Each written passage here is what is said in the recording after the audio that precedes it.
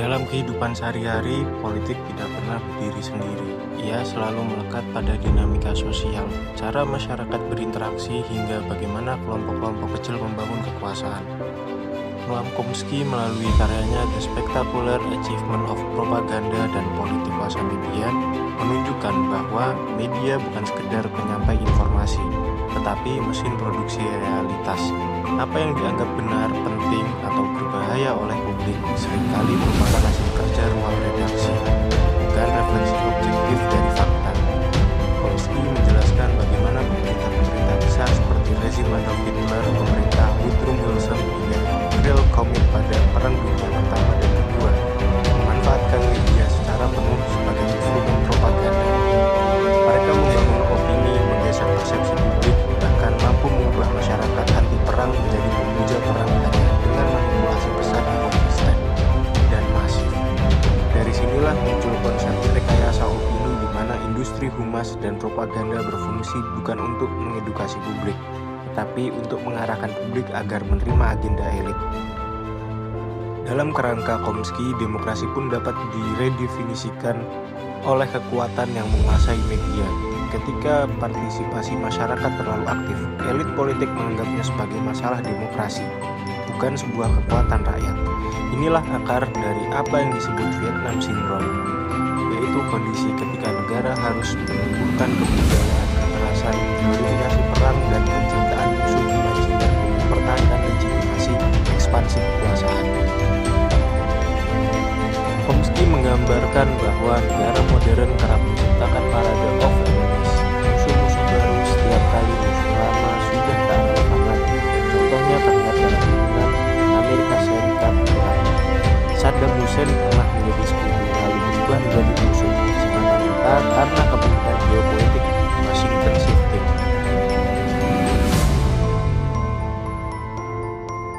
Seperti dalam teori Chomsky, media di Indonesia juga memainkan peran penting dalam pembentukan persepsi masyarakat.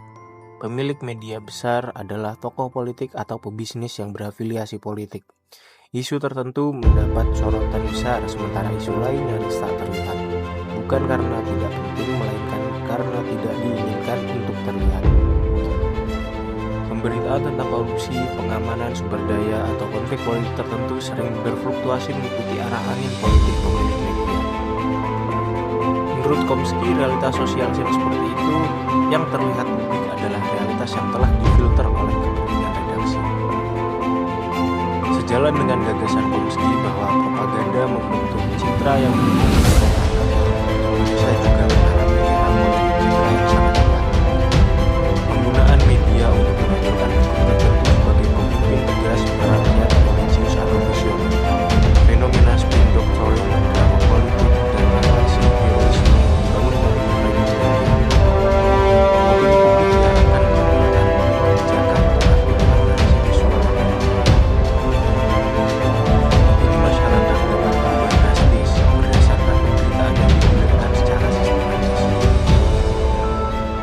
Seperti yang terjadi di Indonesia, isu tambang ilegal yang tiba-tiba menjadi isu nasional setelah elit negara menegaskannya, kemudian tiba-tiba narasi krisis sumber daya atau perlu penertiban menjadi mainstream, setelah sebelumnya tidak dianggap penting. Ini menunjukkan bahwa isu menjadi besar bukan karena masalahnya baru muncul, tetapi karena media baru menyorotnya. Ini sangat sesuai dengan konsep Chomsky. Masalah dianggap penting ketika elit membutuhkan masalah itu dianggap penting. Indonesia juga mengalami dinamika polarisasi yang konsisten, bukan musuh bersama aktivisme atau narasi yang bersifat sering muncul dari ini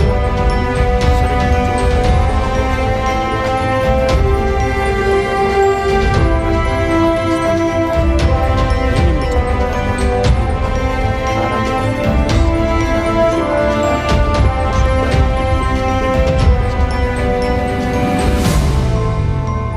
Indonesia sering menekankan pentingnya stabilitas untuk pembangunan ekonomi. Ini mirip dengan cara Amerika menjustifikasi berbagai aksi militer atau eksternal dengan alasan stabilitas dan keamanan nasional. Namun dalam konteks Indonesia, stabilitas sering memang benar diperlukan untuk mencegah konflik horizontal, menjaga ekonomi daerah, menata kembali sumber daya alam yang dikuasai kelompok ilegal. Bedanya dengan Amerika, di Indonesia isu stabilitas dan pengamanan sumber daya lebih berkaitan dengan penegakan hukum dan ketertiban internal, bukan ekspansi perang ke luar negeri. Jika Chomsky berbicara soal media konvensional, Indonesia kini punya realitas baru. Propaganda bergerak lewat TikTok, Instagram, YouTube, klaster digital, pasukan buzzer, dan strategi narasi. Kekuatan yang dimiliki media besar dan beralih kepada influencer, jaringan akun politik, kampanye viral, framing narasi dalam waktu dekat. Dalam konteks ini, Indonesia bukan melampaui apa yang dibahas Chomsky karena proses manipulasi opini yang jauh lebih cepat dan masif. Jika kita membaca Indonesia dalam kacamata Chomsky, maka kita akan menemukan Chomsky menekankan bahwa bukan hanya objek yang diarahkan. Indonesia hari ini memperlihatkan dinamika serupa. Opini publik bisa digerakkan oleh media, influencer, atau kepentingan elit. Kemudian, politik citra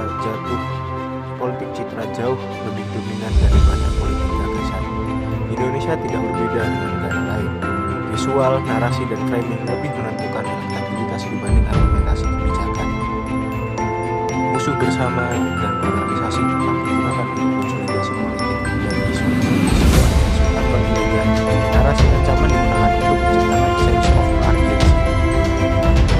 Media sosial menjadikan propaganda percaya lebih cepat dan lebih sulit dikontrol. Disinilah Indonesia masuk di babak baru. Propaganda bukan lagi dominasi media besar, melainkan ekosistem digital yang kompleks. Dengan demikian, kerangka teori Chomsky artinya relevan pada masa yang dekat dengan media ekspor. Dan ini bedanya hanya terletak pada dari koran dan televisi menjadi algoritma. Maka sahabat-sahabat sekalian, jika dirasa video ini memberikan manfaat dan juga keterbukaan intelektual, silahkan di-share dan juga dibagikan kepada mereka yang butuh pencerahan.